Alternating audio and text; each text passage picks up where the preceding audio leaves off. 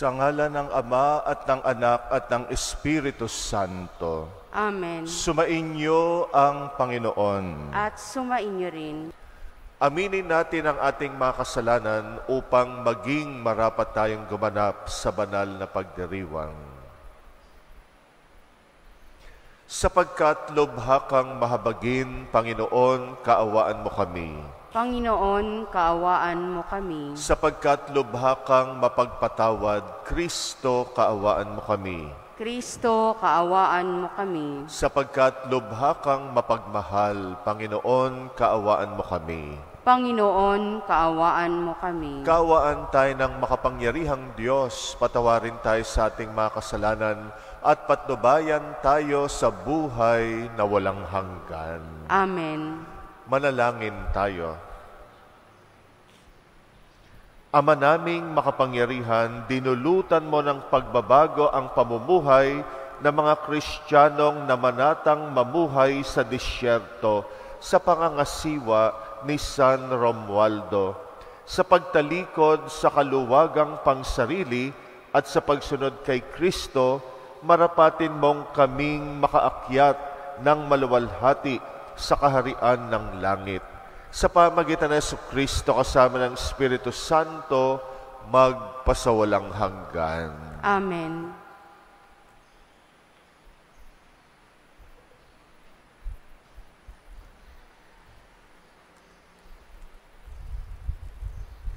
Pagbasa mula sa ikalawang sulat ni Apostol San Pablo sa mga taga-Korinto. Mga kapatid, yamang kami mga katulong sa gawain ng Diyos. Ipinamamanhik namin sa inyo na huwag ninyo sayangin ang pagkakataong ibinigay sa atin ng Diyos. Sapagkat sinabi niya, sa kaukulang panahon ay pinakinggan kita. Sa araw ng pagligtas, sinaklolohan kita. Tignan ninyo, ngayon na ang panahon nararapat. Ngayon ang araw ng pagliligtas. Iniwasan ko makagawa ng anumang ipagdaramdam ni numan upang hindi mapulaan ang aking paglilingkod. Sa halip, ipinakilala ko sa lahat ng paraan na ako'y lingkod ng Diyos. Sa pagtitiis ng kahirapan, kapighatian at mga kagapitan. Ako'y hinagupit, ibinilanggo at binugbog. Naranasan ko ang magtrabaho ng labis, ang di matulog magdamag, ang di kumain ng ilang araw.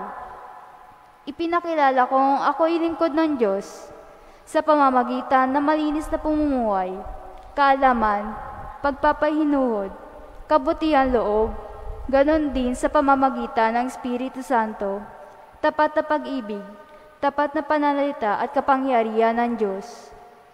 Ang katuwiran ang siyang kong sandatang panlaban at panganggalang. Naranasan kong parangalan at siraang puri, laitin at papurihan. Ako'y itinuring na sinungaling, gayong katotohanan ang aking sinasabi. Ako'y itinuring na di kilala, kahit kilalang kilala. Halos mamatay na, ngunit malakas na malakas. Kahit ako'y pinarurusahan, hindi ako namamatay. Inaring hapis na hapis, gayon may laging nagagalak. Mukhang mahirap, ngunit nagpapayaman sa marami. Waring walang-wala, ngunit akin ang lahat ng bagay. Ang salita ng Diyos. Salamat sa Diyos. Ang Diyos na rin ang naghayag ng handog niyang pagliligtas. Ang Diyos na rin ang naghayag ng handog niyang pagliligtas. Umawit ng bagong awit at sa poon na ialay, pagkat yaong ginawa niya ay kahangahangang tunay. Sa sarili na lakas niya ay taglay na kabanalan. Walang hirap na natamo, yaong hangad na tagumpay.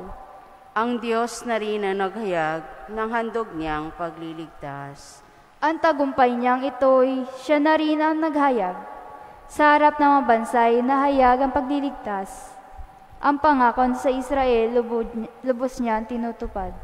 Ang Diyos na rin ang naghayag ng handog niyang pagliligtas. Tapat siya sa kanila at ang pag-ibig ay wagas. Ang tagumpay ng ating Diyos kahit saan ay namalas. Magkaingay na marigalak, yaong lahat sa daigdig. Ang poon ay buong galak na purihin sa pang-awit. Ang Diyos na rin ang naghayag ng handog niyang pagliligtas.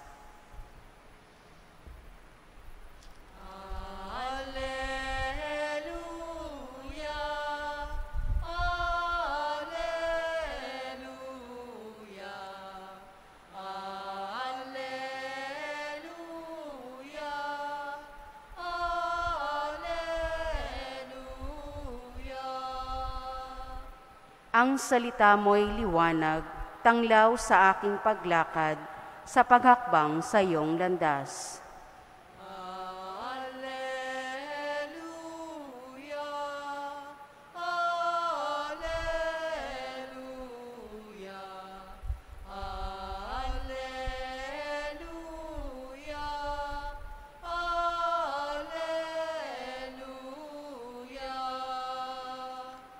Sumainyo ang Panginoon. At sumainyo rin. Ang mabuting balita ng Panginoon ayon kay San Mateo. Papuri sa iyo, Panginoon.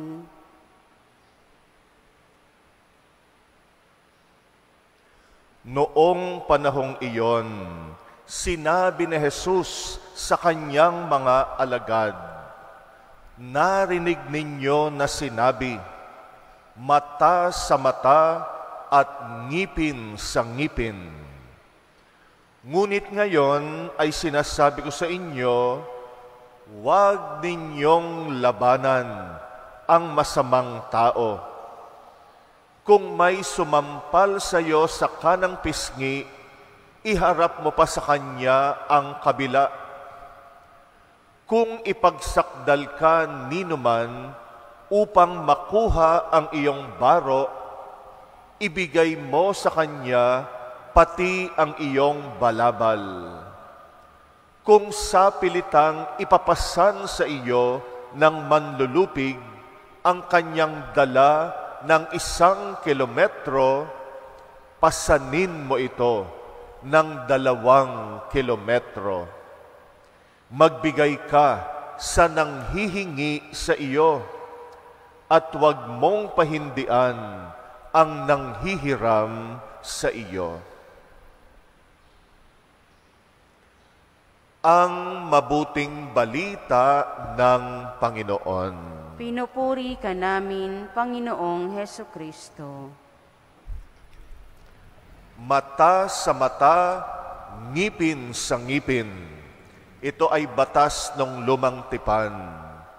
Kung tutuusin, magandang batas ito.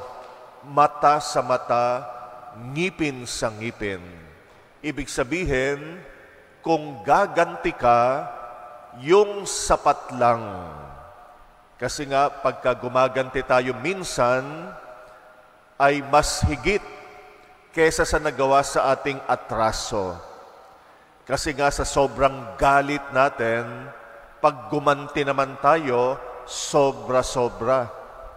Mas malaki kesa sa nagawa sa ating atraso.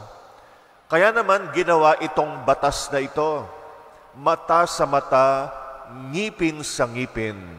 Kung ano lang yung atraso sa iyo, yun lang din ang iganti mo. Kung ano yung inutang, siya ring kabayaran. Huwag lalagpas. Kaya nga kung tutuusin, mabuti, maganda, itong batas na ito para makontrol yung ating paghihiganti.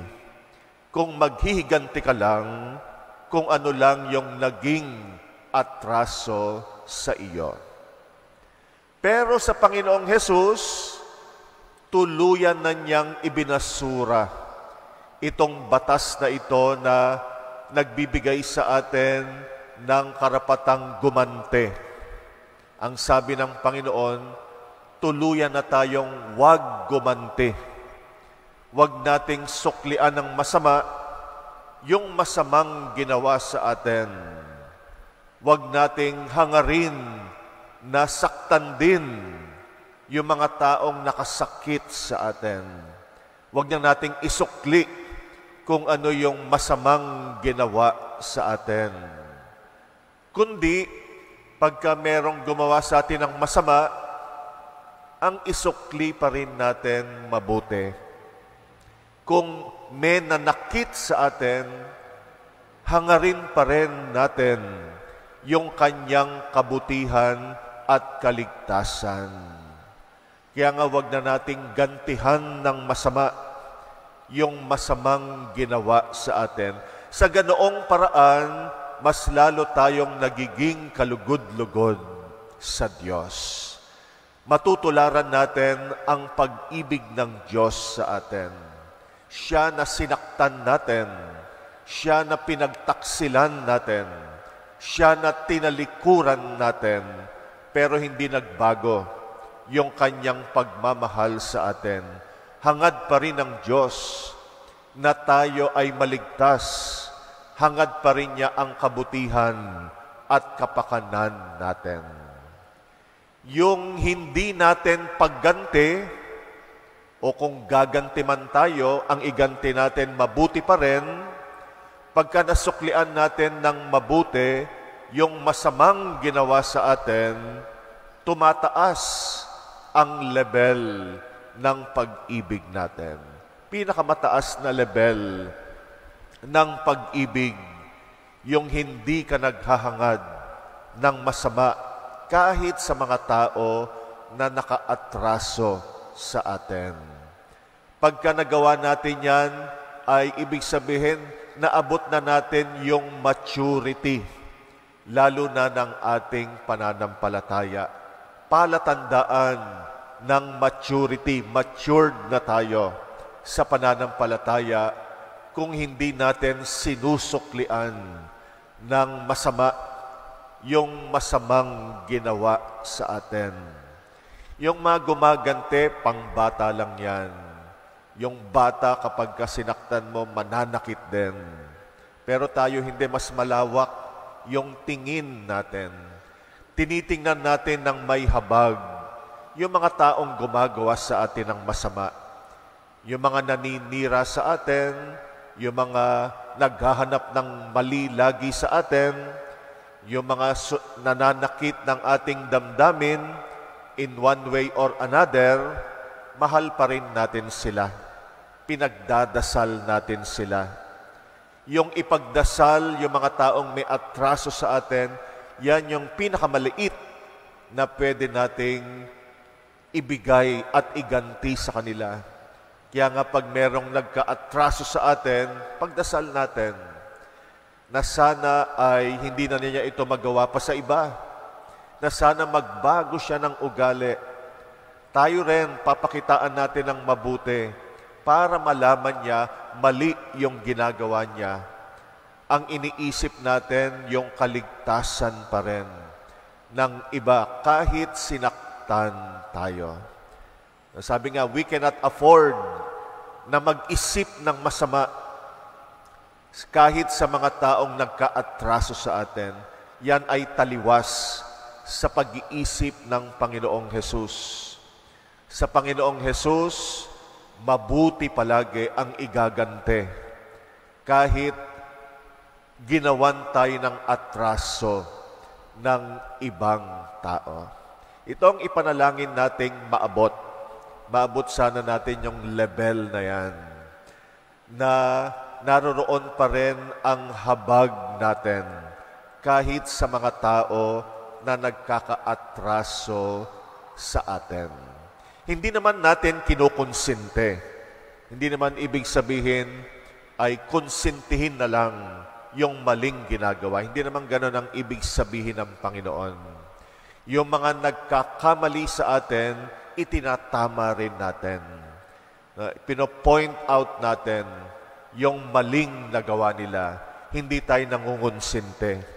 Hindi sinasabi ng Panginoon, konsintihin mo na lang yung mga gumagawa ng masama sa iyo. Hindi yun ang sinasabi ng Panginoon. Dapat nga i-correct. Dapat ipamukha sa Kanya yung maling nagawa niya. Pero hindi mo gagantihan ng masama. na ginawan ka ng atraso, gawan mo rin ng atraso. Gantihan mo. Yun yung nais ng Panginoon na tuluyan na nating ibasura. Kung tayo ay gaganti man, ay kabutihan pa rin at malasakit ang ating igagante kahit sa mga tao na nakagawa sa atin ng masama.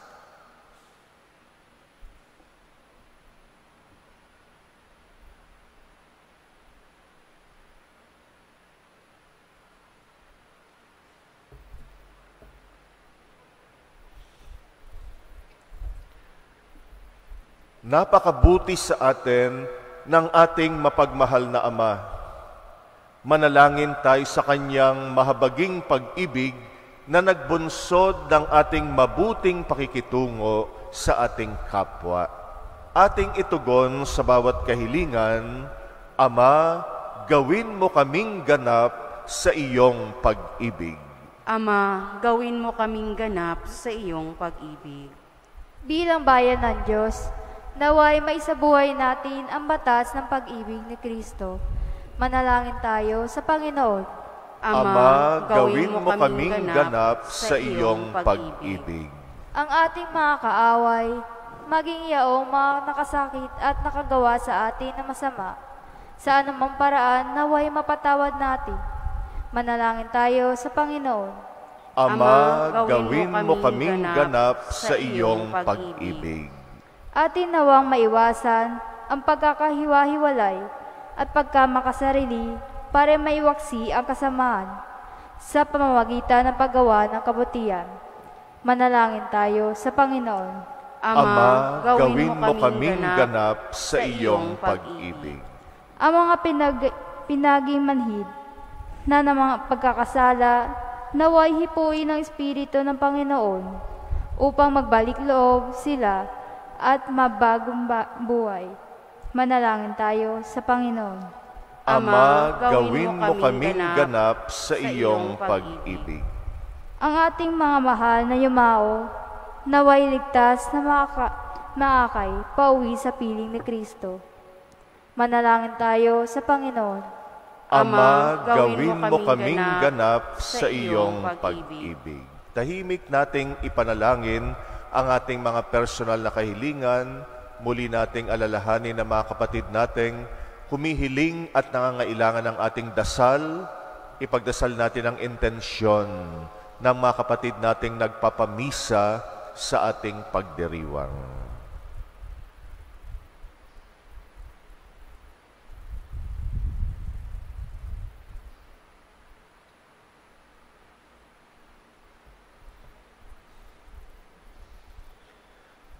Panginoon, habang itinataas ang mga panalangin ito, tulungan mo kaming magkakasamang lumago at mapaglabanan ang pagkakaaway-away at hindi pagkakasundo. Hinihiling namin ito sa pamagitan ni Kristong aming Panginoon. Amen.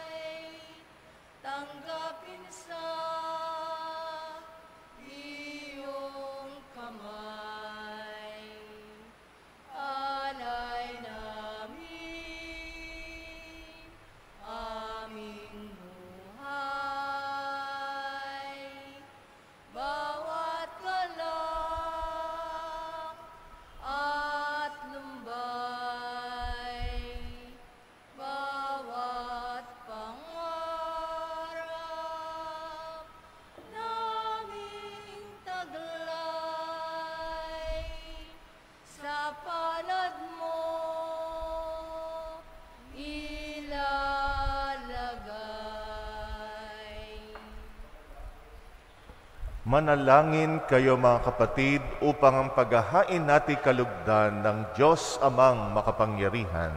Tanggapin nawa ng Panginoon itong paghahain sa iyong mga kamay, sa kapurihan niya at karangalan, sa ating kapakinabangan at sa buong sambayanan niyang banal. Ama naming lumikha, minarapat mong si San Romualdo ay maging bagong nilikha bilang kawangis mo. Ipagkaloob mong kami ring pinagkakalooban mo ng pagbabago ay makapaghain ng mga alay na kalugod-lugod sa iyo. Sa pamagitan ng Jesucristo kasama ng Espiritu Santo, magpasawalang hanggan. Amen. Sumainyo ang Panginoon. At sumainyo rin. Itaas sa Diyos ang inyong puso at diwa. Tinaas na namin sa Panginoon. Pasalamatan natin ang Panginoong ating Diyos. Marapat na siya'y pasalamatan. Ama naming makapangyarihan, tunay ngang marapat na ika'y aming pasalamatan. Ngayoy kinagagalak naming may mga banal na tao na nagtalaga ng sarili sa anak mong si Jesucristo upang ipamalas nila ang paghahari mo at maakit ang kapwa na manalig sa iyo. Ngayon sa amin ibinibigay ng iyong anak na minamahal ang kabanalang iyong taglay at hangad mong kamtin ng tanan. Ito ang pinanggalingan aming ngayong nililingon, dito mo rin nais na kami makarating at humantong.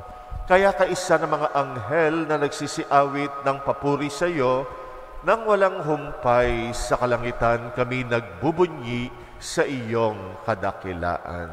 Santo, Santo, Santo, Panginoong Diyos ng mga hukbo, napupuno ang langit at lupa ng kadakilaan mo, Hosana sa kaitaasan. Pinagpalang na paririto sa ngalan ng Panginoon, Hosana sa kaitaasan. Ama naming banal, ikaw ang bukal ng tanang kabanalan, kaya't sa pamagitan ng iyong Espiritu, gawin mong banal ang mga kaloob na ito pang para sa amin ay maging katawan at dugo ng aming Panginoong Jesucristo. Bago niya pinagtisang kusang loob na maging handog, hinawakan niya ang tinapay, pinasalamatan kanya, pinaghati-hati niya yon, iniabot sa kanyang mga alagad at sinabi, tanggapin ninyong lahat ito at kanin. Ito ang aking katawan na ihahandog para sa inyo.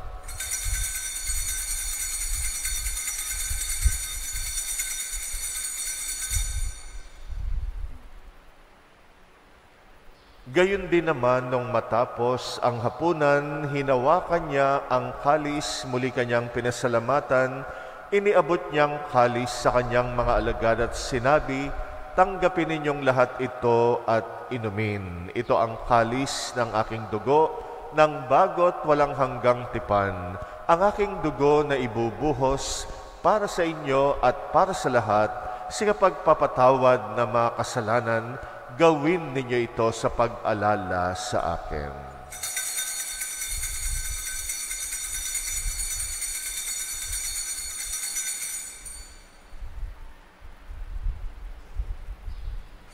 Ang misteryo ng pananampalataya. Si Kristo ay gunitain, sarili ay inihain bilang pagkait inumin, pinagsasaluhan natin hanggang sa siya'y dumating. Ama, ginagawa namin ngayon ang pag-alala sa pagkamatay at muling pagkabuhay ng iyong anak, kaya't inaalay namin sa iyo ang tinapay na nagbibigay buhay at ang kalis na nagkakaloob ng kaligtasan. Kami nagpapasalamat dahil kami iyong minarapat na tumayo sa harap mo para maglingkod sa iyo. Isinasamo namin kaming magsasalo-salo sa katawat dugo ni Kristo'y mabuklod sa pagkakaisa sa pamagitan ng Espiritu Santo. Alalahanin mo rin ang mga kapatid naming nahimlay na may pag-asang sila'y muling mabubuhay, gayon din ang lahat ng mga pumanaw. Kaawaan mo sila't patuloyin sa iyong kaliwanagan. Kaawaan mo at pagindapatin kaming lahat makasalo sa iyong buhay na walang wakas, kaysa ng mahal na Birheng Maria na Ina ng Diyos, ng kabiyak ng puso niyang si San Jose, kaysa ng mga apostol ni San Romualdo at ang lahat ng mga banal na namuhay dito sa daigdig ng kalugod-lugod sa iyo, maipagdiwang nawa namin ang pagpupuri sa ikrarangal mo sa pamagitan ng iyong anak na aming Panginoong Hesukristo. Sa pamamagitan ni Kristo, kasama niya at sa Kanya, ang lahat ng parangal at papuri ay sa iyo, Diyos Amang makapangyarihan, kasama ng Espiritu Santo, magpasawalang hanggan. Amen. Amen. Amen. Sa tagubili ng mga nakagagaling na utos sa turo ni Jesus na Panginoon natin at Diyos, ipahayag natin ng lakas loob.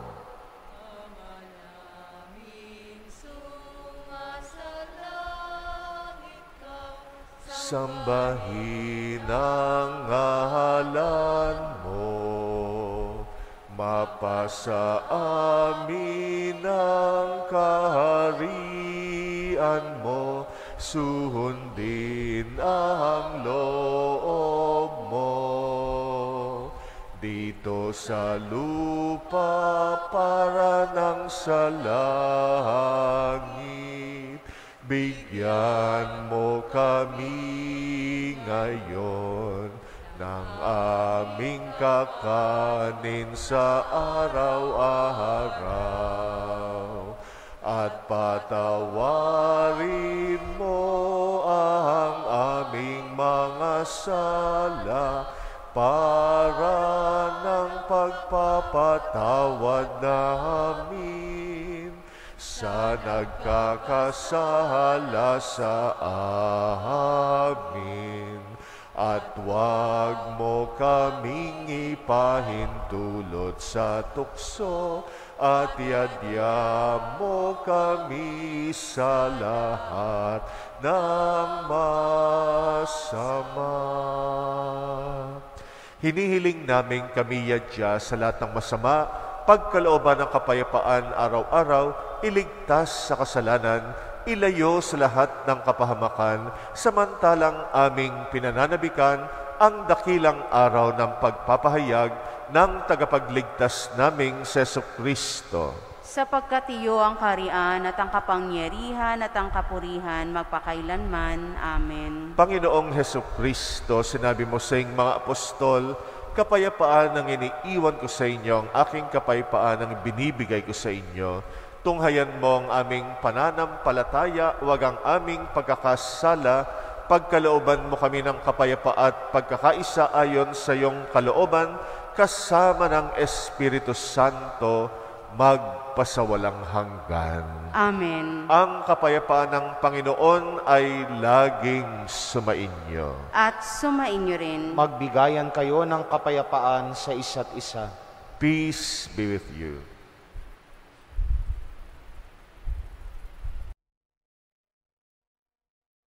Kordero ng Diyos na nag-aalis ng mga kasalanan ng sanlibutan, maawa ka sa amin.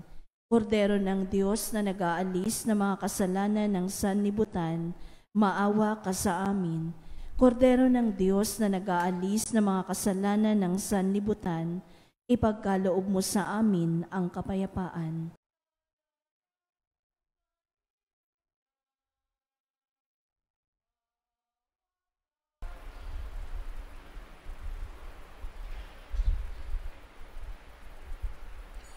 Narito ang kordero ng Diyos na nag-aalis ng mga kasalanan ng sanlibutan, mapalad ang mga inaanyayahan sa kanyang piging. Panginoon, hindi ako karapat-dapat na magpatuloy sa iyo, ngunit sa isang salita mo lamang ay gagaling na ako.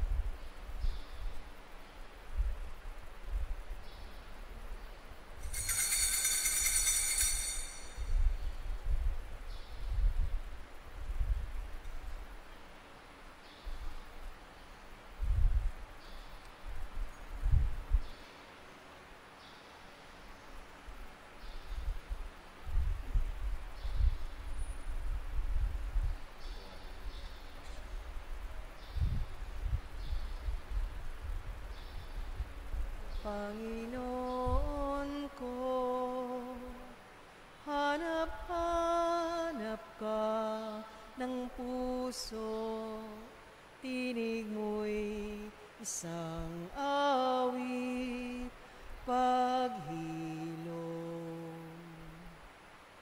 Ang baling ng aking diwa ay sa'yo, huwag nawang pababayaang masiphayo. Ikaw ang buntong hininga ng buhay, dulot mo'y kapayapaan, pag-ibig. Panginoon ko, hanap-hanap ka ng puso, tinig mo'y isang awit, paghilom. Ako'y akayin sa daang matuwid, huwag nawang pahintulutang mabighani.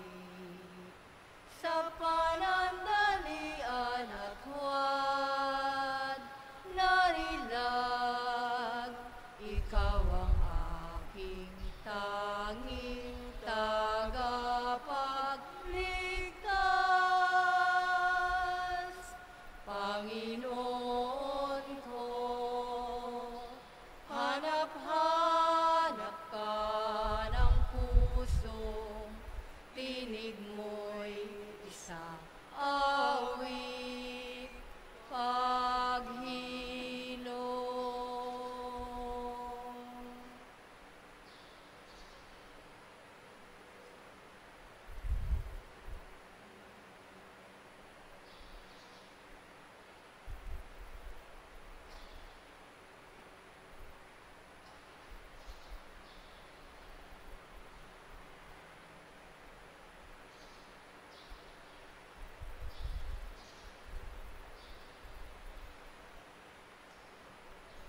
Manalangin tayo.